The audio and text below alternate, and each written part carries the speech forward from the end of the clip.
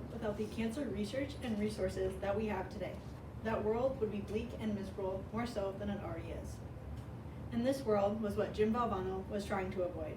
Without his iconic SB speech, cancer research may have ceased. And don't ever give up. The spunky and lovable Jim Valvano has a clear and short message. Cancer research needs support. Jim Valvano's Don't Ever Give Up is an inspirational message that can be applied to everyone, and it is a message that is timeless. Through his battle with cancer, he not only fought for himself, he fought for others going through cancer. Jim Valvano was an iconic basketball coach, and during his first year of coaching, he introduced himself to his first ever team by misusing a quote by Vince Lombardi. And this situation represents the rest of his life and the rest of his career, success in the face of adversity. And after he retired from coaching, he became a broadcaster where he met his longtime friend, Dick Vitale, and they would remain friends throughout the rest of Jim's life. And at the age of 46, Valvano was diagnosed with a type of cancer that attacked his bones, leaving him weak physically but not mentally.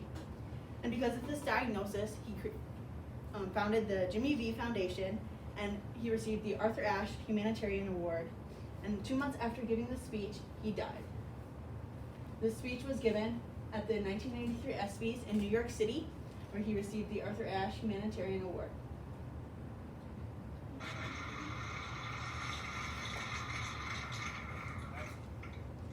That's the lowest I've ever seen Dick Vitale since the owner of the Detroit Pistons called him in and told him he should go into broadcasting.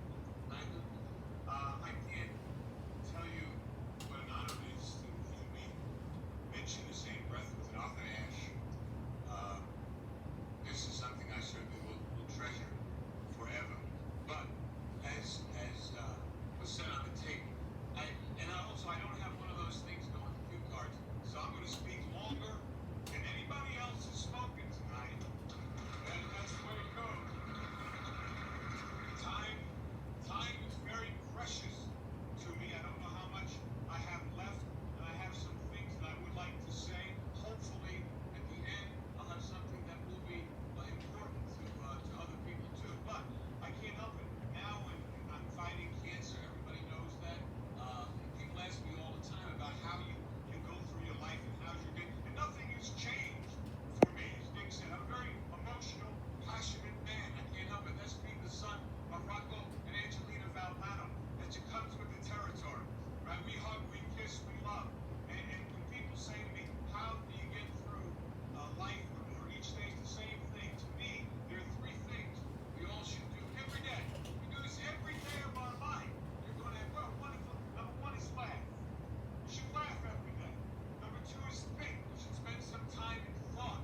And number three is you should have your emotions move to tears. To be happiness or joy. Think about it. If you laugh, you think, and you cry, that's a full day. That's a heck of a day. You do that 7 days a week. You're going to have something special.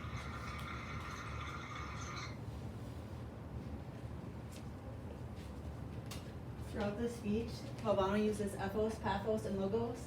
He uses ethos when he is talking about his first coaching experiences, reminding the audience that he is a very successful and iconic coach. And this audience is full of his colleagues, full of his friends, so he wants the audience to trust him and listen to what he has to say when he's talking about his passion, his diagnosis with cancer. And he uses pathos before he really even starts speaking. When he gets up on the stage to accept this award, he needs help. And I think that shows people that he is like very weak and he's dying. And throughout his speech, he also describes his journey with cancer and how he will fight and how he will try to be back here next year to give that award. It does not happen.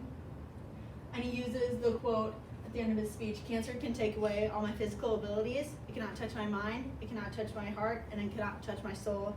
And those three things are going to carry on forever." He also uses logos when he is explaining why cancer research needs its support. He compares it to AIDS when he says AIDS receives 10 times more money than cancer does, and that 500,000 people will die that year of cancer, and also 1 in 4 people will be diagnosed. And when he's comparing these two, he is not saying that cancer is more important than AIDS. He's saying that cancer needs to be as important as AIDS. Throughout his speech, he also uses rhetorical devices. He references Vince Lombardi's commitment to excellence. That is he uses a quote from that. And he also uses hypophoria. He says, when people say to me, how do you get through life or each day? And he says, how do you go from where you are to where you want to be? Valvano asks the audience these rhetorical questions, and he elaborates on his answers. The significance of the speech. Without this speech, his foundation would probably not be as big as it is. This was kind of his time to promote it and say, we need help. And it would just not be as known. And the speech will endure because the message "Don't Give Up" resonates with everybody. I think even if you don't know sports, you don't know Jim Valvano, "Don't ever give up" is a very important message. And a lot of people can relate to the struggle with cancer. And this speech could help them understand that they need to keep fighting and to keep their hope alive. All in all, Jim Valvano's SB acceptance speech will remain an important turning point in cancer research. The message will remain an inspiration to generations to come, and Valvano himself provides as an inspiration for all people suffering through cancer. His message can be applied to everyone. Jim Valvano's legacy will not only be as a great coach and great broadcaster, his legacy will include the fighting spirit he portrayed. Thank you for listening to my speech.